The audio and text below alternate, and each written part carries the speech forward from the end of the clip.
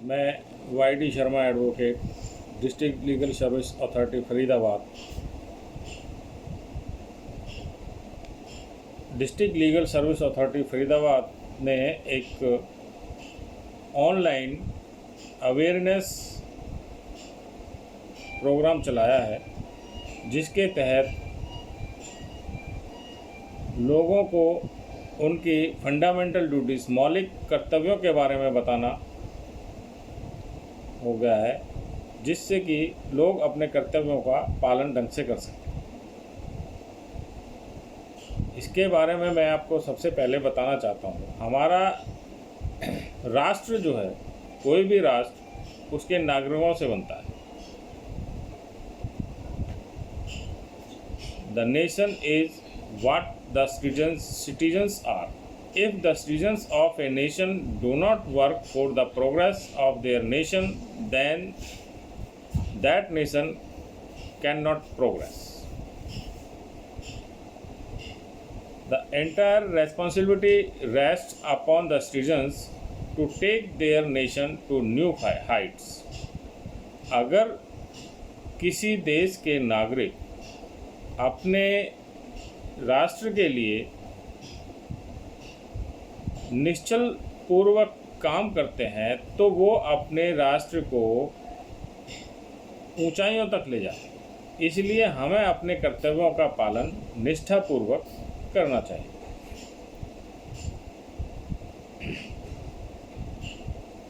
गांधी जी ने भी कहा है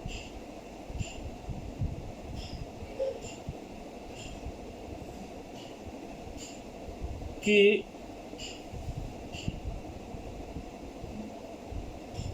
एक राष्ट्र को बनाने के लिए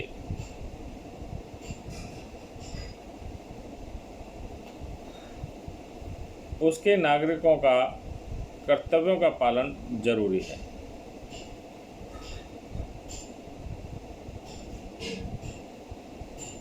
संपूर्ण विश्व में प्रजातियां सांप्रदायिक एवं धार्मिक सामंजस्य का सर्वोत्कृष्ट आदर्श बनकर प्रस्तुत होना चाहिए।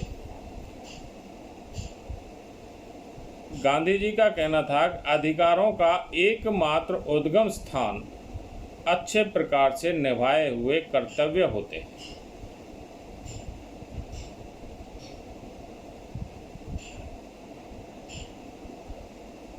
अब आती है कि हमारे कर्तव्य कितने हैं, हमारे संविधान में कितने कर्तव्य हमारे लिखे हुए हैं।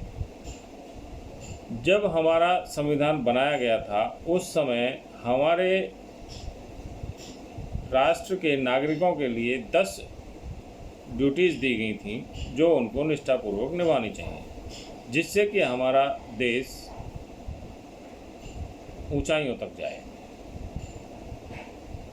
संविधान के भाग 4 के में अनुच्छेद 51A में ये हमारी ड्यूटीज़ लिखी गई, जो पहले 10 थी और सन 2002 में 86वें संशोधन के अनुसार इनको 11 कर दिया गया। सबसे पहला हमारा ड्यूटीज़, हमारे कर्तव्य है संविधान की अनुपालना। हमारा जो संविधान है उसका सम्मान करना, संविधान के आदर्शों को देखरेख करना और सही से उनका पालन करना। साथ में हमारे जो राष्ट्रीय संस्थाएं हैं, हमारा राष्ट्रीय ध्वज है, हमारा राष्ट्रीय गान है, इनका सम्मान करना। इसके अंतर्गत जो हमारी राष्ट्रीय संस्थाएं हैं वो आती हैं एक संसद, एक कार्यपालिका और एक न्यायपालिका। हमें इन तीनों संस्थाओं का सम्मान करना चाहिए। हमारे राष्ट्र ध्वज 3 रंगों की पट्टिकाओं से बना होता है, इसीलिए इसको तिरंगा कहा जाता है। हमें इसका ढंग से सम्मान करना चाहिए।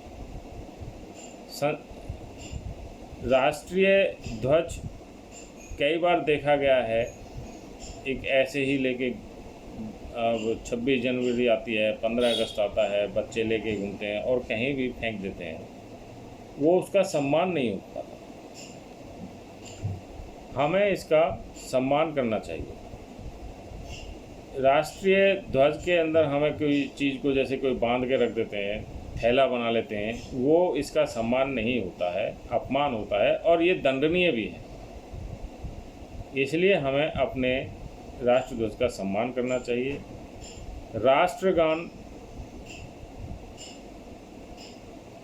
राष्ट्रगान हमारा एक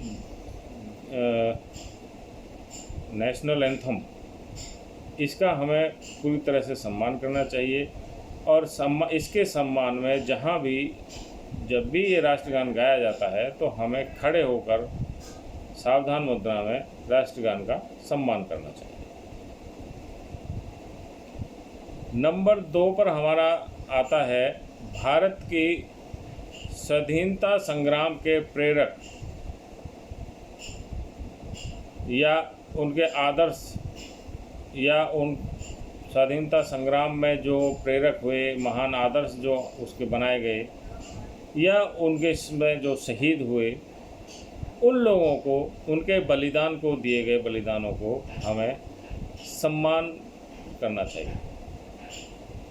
उन्हें हमें सिमरन रखना होगा, आत्मसात करना होगा, उनका हमें अनुगमन करना होगा, तभी हम उनका सम्मान कर सकते हैं।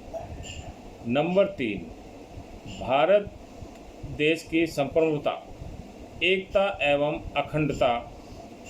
हमारे देश भारत में के बहुत सारे धर्म रहते हैं, धर्म के अनुयायी लोग रहते हैं। हमारे देश की अखंडता में ही एकता है, इसलिए हमें अपनी एकता और अखंडता को अक्षुण्ण नहीं होने देना है, उसको सुरक्षित रखना है। ये हमारा कर्तव्य बनता है कि हम अपने देश की अखंडता और एकता को अक्षुण्ण ना होने दें, उसे टूटने ना दें। कोई भी हमें ऐसा काम या ऐसा आचरण नहीं करना चाहिए जिसकी वजह से हमारा देश की अखंडता और एकता पर कोई आंच आए। नंबर 4, हमें अपने राष्ट्र की सुरक्षा एवं सेवा करना। हमारा ये कर्तव्य बनता है कि अपने राष्ट्र को ऊंचाइयों पर ले जाने के लिए या हमें अपने राष्ट्र की रक्षा के लिए सदैव तत्पर रहना चाहिए होगा। हमें हमारी जो है हमारे राष्ट्र की आवश्यकता पड़ने पर उसके नागरिकों को देश की रक्षा के लिए शस्त्र को भी संभालने होंगे। ये हमारा कर्तव्य है। हमारे सबसे पहला कर्तव्य, हमारा ये चौथा कर्तव्य है कि हमें अपने राष्ट्र के लिए, सुरक्षा के लिए कभी भी कर्तव्य पालन करने के लिए खड़ा होना पड़ सकता है। उसके लिए हमें तत्पर रहना होगा। नंबर 5, सभी धार्मिक, भाषीय, क्षेत्रीय एवं वर्गीय विभिन्नताओं का अतिक्रमण करते हुए सभी भारतीयों में सामंजस्य एवं भ्रातृत्व की भावना का विकास। नारी की गरिमा के विरुद्ध कुप्रथाओं का त्याग। हमारे देश में लगभग 7 तरह के धर्म के लोग रहते हैं। हमें अपने 7 तरह के इन धर्मों के लोगों को एक साथ रहकर भाईचारा बनाकर रहना चाहिए। किसी प्रकार की, किसी भी धर्म के खिलाफ हमें किसी तरह की बातें नहीं करनी चाहिए जिसकी वजह से हमारे भाईचारे में किसी प्रकार की कोई दिक्कत हो। इसलिए हमारे भाईचारा हमेशा बना रहना चाहिए। दूसरा, इसमें नारी की गरिमा के विरुद्ध जो कुप्रथाएं हैं उनका त्याग करना चाहिए। कई जगह, कई शहरों में अब तो बहुत सारी कुप्रथाएं हैं जो ख़त्म हो चुकी हैं, जो पहले चलती थी, लेकिन फिर भी अभी भी अगर कोई कुप्रथा कहीं है नारी के प्रति, जिससे कि नारी के सम्मान को ठेस पहुंचता है, हमें उनको प्रथाओं के विरुद्ध खड़ा होना चाहिए और उनको प्रथाओं को ख़त्म करना चाहिए। ये एक कहावत भी है कि यत्र पूज्यन्ते नारी रमन्ते तत्र देवता। जहाँ नारी की पूजा होती है, स्त्री का सम्मान होता है, देवता भी वहीं बसते हैं। इसलिए हमें नारी का भी सम्मान करना चाहिए, स्त्रियों का सम्मान करना चाहिए और किसी भी प्रकार की जो धार्मिक कार्य हैं उनके खिलाफ हमें इस तरह का काम नहीं करना चाहिए ताकि आपस में कोई भेदभाव हो। इसलिए हमें अपने भाईचारे को भी बना के रखना चाहिए। नंबर 6, अपनी संस्कृति व परंपरा का महत्व समझना और उसे संरक्षित रखना। हमारी अद्वितीय संस्कृतियों में से एक है। भारतीय संस्कृति विश्व की प्राचीनतम एवं अद्वितीय संस्कृति है। भारत युगों युगों से विश्व गुरु की पदवी पर आसीन रहा है। अन्य देशों के नागरिक भी भारतीय संस्कृति का सम्मान करते हैं, वे उसे अधिक जानना चाहते भी हैं। इसमें यह कहने में कोई संकोच नहीं कि भारत की संस्कृति एकता 5000 वर्ष से भी अधिक समय से अखंड है। हम सब इस महान सभ्यता एवं संस्कृति के सहभागी हैं।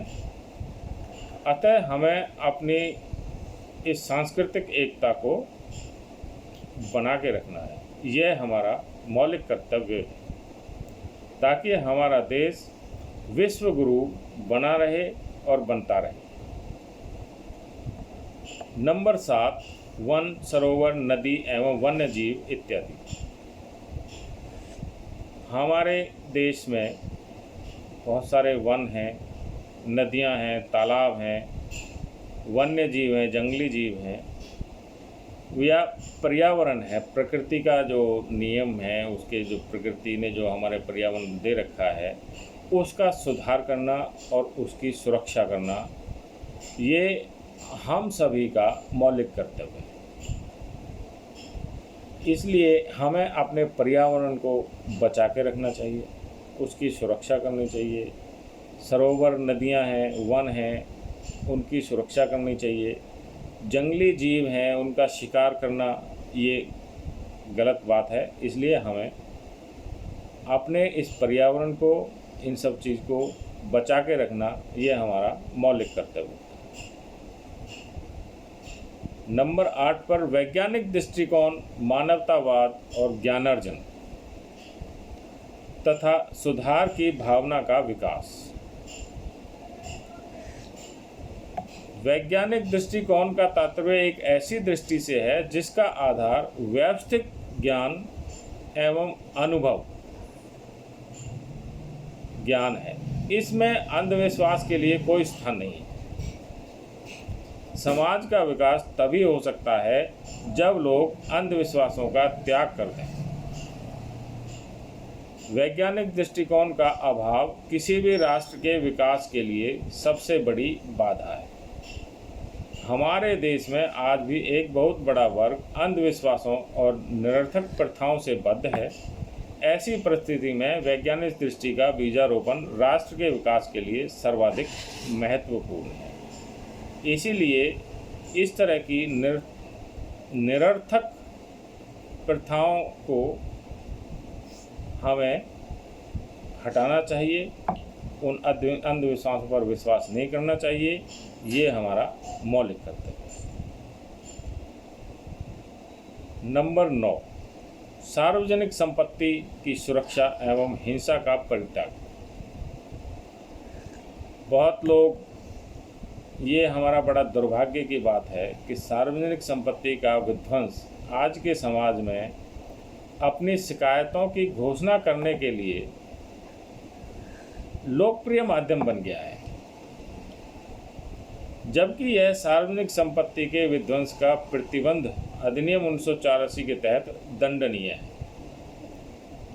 लेकिन फिर भी लोग कानून को अपने हाथ में ले लेते हैं, जबकि हमें ये कानून अपने हाथों में कभी नहीं लेना चाहिए। हड़ताल करना, आंदोलन करना, राजनीतिक प्रदर्शनों के दौरान विरोध प्रदर्शित करने के लिए रेल, बस व अन्य सार्वजनिक संपत्ति को जलाने से, तोड़ने से पूरे देश का नुकसान होता है। ये हमारा 9वां मौलिक कर्तव्य है कि हमें अपनी सार्वजनिक संपत्ति का ख्याल रखना है, उनकी सुरक्षा करनी है। नंबर 10 पर आता है व्यक्तिगत एवं सामूहिक गतिविधियों के सभी क्षेत्रों में उत्कृष्टता के लिए प्रयत्न, ताकि राष्ट्र निरंतर प्रयत्न और उपलब्धि के उच्च स्तरों पर पहुंचे। उत्कृष्टता सफलता की कुंजी है। उत्कृष्टता में ही विकास का रहस्य छुपा हुआ है। यह हमारा मौलिक कर्तव्य है कि हमारा राष्ट्र निरंतर प्रगति करे और नए शिखरों पर पहुंचे। इसलिए यह वर्तमान की आवश्यकता है। उत्कृष्टता ही प्रगति एवं सफलता का रहस्य है। हमें अपनी उत्कृष्टता देश की सफलता के लिए जरूरी बन जाती है। जापान व सिंगापुर इसके जीवंत उदाहरण हैं। नंबर 11 है माता पिता या संरक्षण के लिए 6 वर्ष से 14 वर्ष। ये जो 11वां जो नया जोड़ा गया था मौलिक कर्तव्य हमारा, वो ये है कि माता पिता या संरक्षण के लिए 6 वर्ष से 14 वर्ष तक की आयु के बालकों को शिक्षा के अवसर प्रदान करना। 6 वर्ष से 14 वर्ष तक के बच्चों को स्कूल भेजना, उनकी पढ़ाई लिखाई पर ध्यान देना, उनको शिक्षा प्रदान करना, ये हमारा मौलिक कर्तव्य बनता है। माता पिता या गार्जियन संरक्षक को अपने बच्चों को 6 साल से 14 साल तक के बच्चों को उनकी शिक्षा का अवसर प्रदान करना उनका कर्तव्य बनता है, और उन्हें ये पहुंचाना, उन तक पहुंचाना, उनको शिक्षा प्रदान करना उनका मौलिक कर्तव्य है। क्यों? ताकि बच्चों को शिक्षा प्राप्त हो सके, वो अशिक्षित ना हो। और 6 वर्ष से 14 वर्ष तक की आयु के बालकों के लिए मुफ्त व अनिवार्य शिक्षा उनका मौलिक अधिकार है। इसलिए हमें ये जो है हमारे जो कर्तव्य हैं जिनका मैंने अभी वर्णन किया, इन अधिकारों को, इन कर्तव्यों को पालन हमें पूरी निष्ठापूर्वक करना चाहिए। और हम ये हमारा कर्तव्य बनता है हमारे देश के नागरिकों का। अगर हम अपने कर्तव्यों का पालन ठीक से करेंगे तो हमारा देश